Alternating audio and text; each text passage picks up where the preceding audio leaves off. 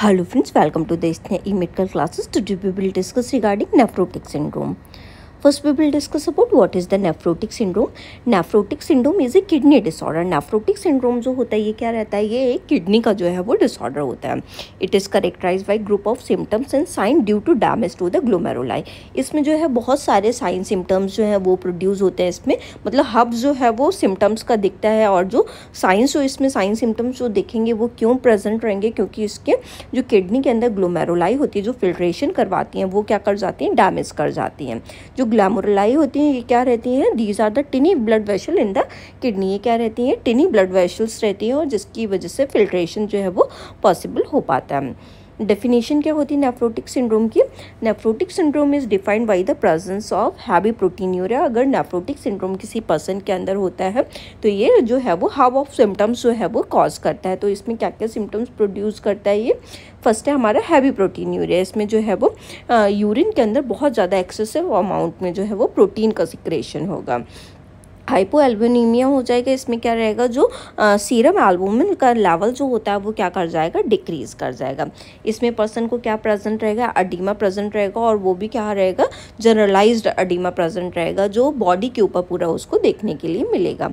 Person को hyperlipidaemia भी present रहेगा जिसमें उसमें क्या करेगा, जो लिपिड का लेवल होता है बॉडी के अंदर उसका लेवल जो होता है वो इंक्रीज कर जाता है. नेक्स्ट वन, कॉजेज़ क्या होते हैं अगर किसी पर्सन को नेफ्रोटिक सिंड्रोम हो रहा है. It can be caused by various underlying condition including minimal change disease. ये जो है बहुत सारे कॉजेज़ जो होते हैं उसकी वजह से जो है ये जो पर्सन को जो है वो ये इससे सफ़र कर सकता है. इसमें फर्स्ट है हमारा मिनिमल चेंज डिजीज़. कोई भी मिनिमल चेंज डिजीज़ की वजह से, जैसे कि कोई भी डिजीज़ कंडीशन हो गई बॉडी के अंदर से, ठीक है, तो हमारी बॉडी जो है उसके अकॉर्डिंग एडजस्ट नहीं कर पाई, तो इस रीज़न की वजह से जो है वो ये जो है हो सकता है. Focal segmental glomerulosclerosis. इसमें क्या हुआ है, जो कोई एक रीजन में जो ग्लोमेरुलाई जहाँ पे प्रेजेंट रही थी वहाँ पे क्या होने लगी, उन सेल्स का जो है वो स्कारिंग होने लगी. ठीक है, जब ग्लोमेरुलोस्क्लेरोसिस हो जाएगा, ठीक है, वहाँ पे स्कैरिंग जो है टिश्यूज़ का जो ग्लोमेरुलाई होती है उनका स्कैरिंग जो है वो प्रेजेंट हो जाएगा. तो वो क्या कर पाएंगी, वो जो है वो इन्फ्लैम्ड हो गई तो उसकी वजह से जो है वो फिल्ट्रेशन सही तरीके से नहीं कर पाती हैं पर्टिकुलर एक रीजन की जो ग्लोमेरुलाई होती है. नेक्स्ट वन क्या है, मेम्ब्रेनस नेफ्रोपैथी. इसमें क्या हो जाता है, जो मेम्ब्रेन प्रेजेंट रहती है हमारे उसके ऊपर, किडनी के ऊपर, उसमें क्या होने लगता है, नेफ्रोपैथी है. मतलब किडनी के ऊपर जो मेम्ब्रेन्स प्रेजेंट रहती हैं उसमें क्या हो जाएगा, उसकी डिजीज़ कंडीशन जो है उसमें इन्फ्लेमेशन जैसा जो है वो थिकनिंग जो है वो मेम्ब्रेन की हो जाती है. Next one, diabetic nephropathy. Diabetic nephropathy में क्या हुआ, जैसे कि किसी पर्सन को जो है वो डायबिटीज़ मेलाइटस था. ठीक है, तो डायबिटीज़ मेलाइटस की वजह से जो है मैंने बताया था कि दो चीज़ें कॉज कर सकते हैं. ठीक है, एक डायबिटिक रेटिनोपैथी, जो अगर आइज़ का प्रॉब्लम जो है उसकी कॉम्प्लिकेशन जो है वो हुए तो आइज़ का प्रॉब्लम हो सकता है या फिर जो है वो किडनी का प्रॉब्लम हो सकता है. तो डायबिटिक मेलाइटस का पर्सन जो है अगर किडनी जो है वो भी डैमेज कर सकता है. तो अगर डायबिटीज़ मेलाइटस की कंडीशन में वो क्या करा देगा, जो हमारे नेफ्रॉन्स होते हैं, मतलब जो हमारी किडनीज होती हैं वो उनको ये डैमेज करा देता है.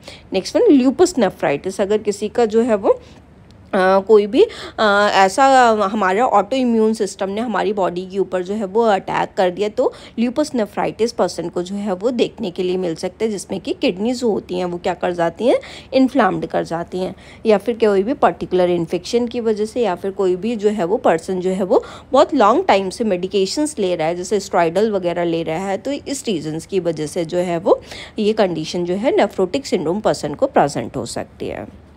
नेक्स्ट वन, इसके साइन सिम्टम्स जो होते हैं वो क्या प्रेजेंट रहेंगे बॉडी के अंदर. उसे जो है वो अडीमा प्रेजेंट रहेगा. स्वेलिंग मतलब उसको लैक्स रीजन पे देखने की मिलेगी.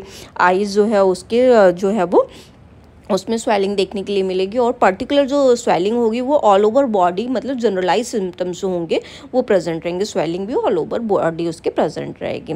Next one, foamy frothy urine. उसका जो यूरिन होगा वो एकदम से ऐसा लगेगा कि उसमें फोमी सिक्रेशंस हो रहा है. क्यों, क्योंकि उसमें एल्बुमिन भी निकल रही है, प्रोटीन का भी सिक्रेशन हो रहा है, तो इस वजह से उसका जो यूरिन होगा वो फोमी फ्रोथी यूरिन होगा. नेक्स्ट वन, पर्सन को थकान भी बहुत ज़्यादा प्रेजेंट रहेगी और उसका वेट गेन भी जो है वो टाइम के संग संग होने लगेगा। क्यों? क्योंकि उसका जो यूरिन पास हो रहा है वो सही तरीके से उसका फिल्ट्रेशन जो है वो नहीं हो पा रहा है, तो उसमें बॉडी के अंदर क्या होने लगेगा, फ्लूइड वॉल्यूम ओवरलोड हो जाएगा, जिसकी वजह से उसका एडिमा होने की वजह से उसका वेट गेन हो जाएगा। और पर्सन जब किडनी जो है वो सही तरीके से मैनेज नहीं कर पाती है, हार्मोनल लेवल जो है वो डिसबैलेंस होने की वजह से उसका रेनिन जो है वो हमारा जो ब्लड मैकेनिज्म को मेंटेन नहीं कर पाता है, ठीक है, तो उसको ब्लड प्रेशर जो है वो उसका क्या कर जाता है, इंक्रीज कर जाता है, क्योंकि रेनिन क्या करता है, हमारा ब्लड प्रेशर जो है उसको मेंटेन करने का काम करता है।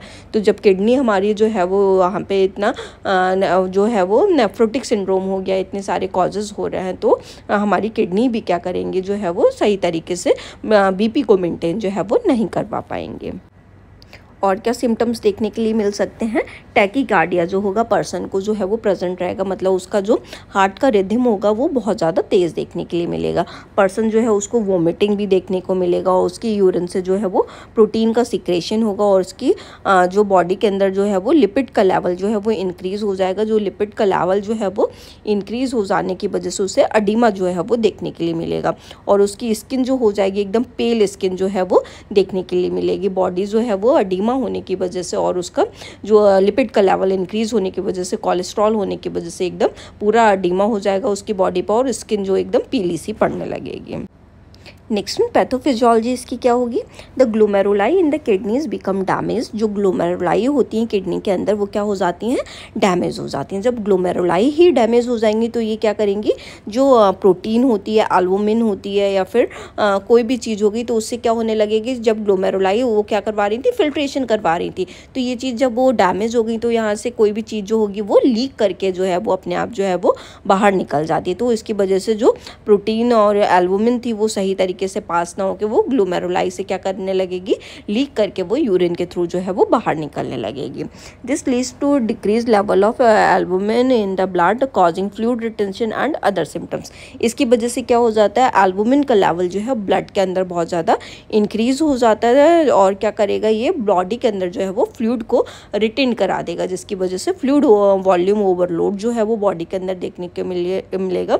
और अदर सिम्टम्स जैसे एडिमा वगैरह है और प्रोटीन यूरिया वगैरह है, तो ये सारे सिम्टम्स भी देखने के लिए मिलेंगे।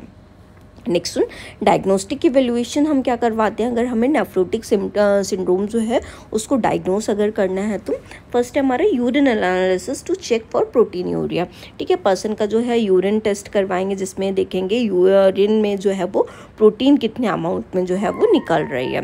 Next one blood test to measure serum albumin and cholesterol, उसका ब्लड टेस्ट कराएंगे ताकि उसका सीरम का एल्बुमिन लेवल जो है और उसका कोलेस्ट्रॉल का लेवल जो है वो बॉडी के अंदर चेक कर सकें।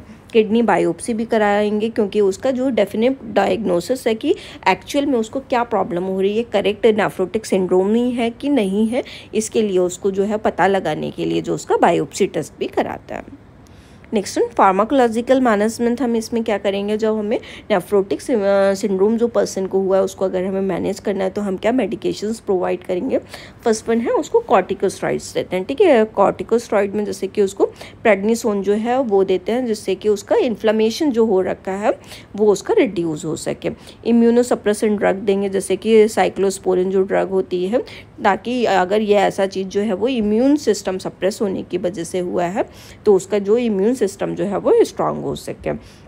डायूरेटिक ड्रग देंगे ताकि उसका जो एडिमल जो हो रखा है उसकी बॉडी में उसको मैनेज किया जा सके, जिसमें कि उसको फ्रूसामाइड ड्रग जो होती है ऐसे ड्रग्स उसको देंगे। स्टैटिन्स ड्रग्स देंगे ताकि उसका जो हाई कोलेस्ट्रॉल का लेवल जो हो रहा है उसको मैनेज किया जा सके। नेक्स्ट सर्जिकल मैनेजमेंट क्या है इसमें, वैसे कि इसमें जो नेफ्रोटिक सिंड्रोम होता है इसमें सर्जिकली मैनेजमेंट नहीं इसको किया जाता है, लेकिन इसको अगर हमें मैनेज करना है तो हमें क्या करना होगा, surgery is not the primary treatment for the nephrotic syndrome. Primary treatment इसके लिए सर्जरी नहीं होता है, but in some cases kidney biopsy में भी perform due to determine the cause, ठीक है। कुछ केसेस ऐसे होते हैं कि उसमें जो अगर एक्चुअल कॉज नहीं पता चल रहा तो उसमें बायोप्सी टेस्ट जो है वो परफॉर्म किया जाता है ताकि जो एक्चुअल कॉज जो हुआ है, किस वजह से नेफ्रोटिक सिंड्रोम हुआ है, एक्चुअल में नेफ्रोटिक सिंड्रोम है कि नहीं है, उसके लिए बायोप्सी करते हैं। तो ये एक इन्वेजिव प्रोसीजर रहता है, तो इसमें ये सर्जरी करनी पड़ जाती है। किडनी ट्रांसप्लांटेशन में भी consider if the kidneys fail, और पर्सन का जो है वो किडनी ट्रांसप्लांट भी करना पड़ सकता है अगर नेफ्रोटिक कंडीशन अगर हो रखी है, उसको नेफ्रोटिक सिंड्रोम हो रखा और ये ट्रीट नहीं हो पाया तो उसका किडनी का ट्रांसप्लांट जो है वो करना पड़ सकता है, इन केस अगर किडनी जो है वो फेल हो जाती हैं तो।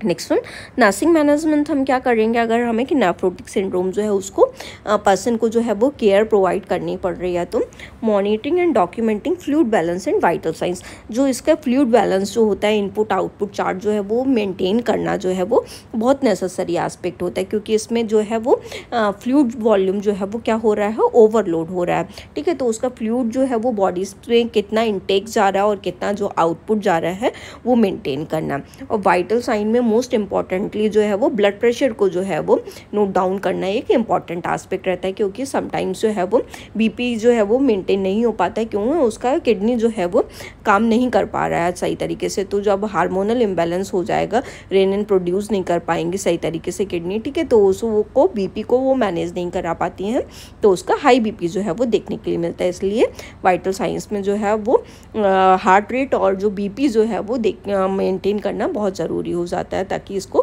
प्रॉपर डॉक्यूमेंटेशन में देखा जा सके कि कब कितना जो है वो वाइटल साइंस उसके निकले हैं। और इसमें टैकीकार्डिया भी पर्सन को देखने के लिए मिलता है, तो उसमें जो है हार्ट रेट को मेजर करना बहुत ज़्यादा ज़रूरी होता है।